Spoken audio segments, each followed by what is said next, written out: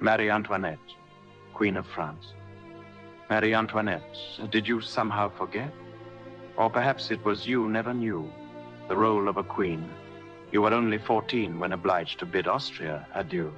Young Queen of Versailles, so audacious, yet shy. Methinks you must now have regret. But it must have been strange when your family arranged you to wed someone you'd never met. Indeed, sadly grand to have servants at hand. You were always the belle of the ball. You could mingle and dance with young nobles of France, but you never felt part of it all. You had opulent taste. You were not awfully chaste, to be sure, quite spoiled, so I'm told. But the fact still remains, you weren't chosen for brains. You were brought to the auction and sold. And the cause of your fate was you grew up too late. In the opulent courts of Versailles, royalty had lost touch with the commoners as such. And it seems that you never knew why. But allow me to say, the bourgeoisie of your day are not very much different than mine. There's a fine line between proletariat and queen, and France was in decadent decline.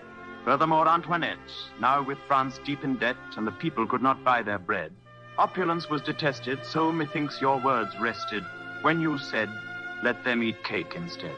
Well, I know I'm no scholar, and Frenchmen may holler and accuse me of being grandiose. The mistake to translate the phrase, let them eat cake, was, in fact, let them eat brioche. The commonly baked bread used more flour instead of brioche, but that's not the real reason. That they chopped off your head. They just wanted you dead. So they falsely accused you of treason.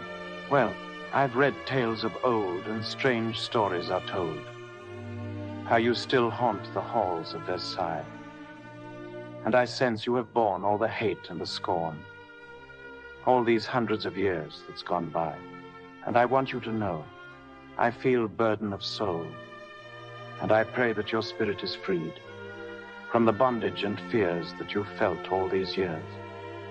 And salvation is all that you need.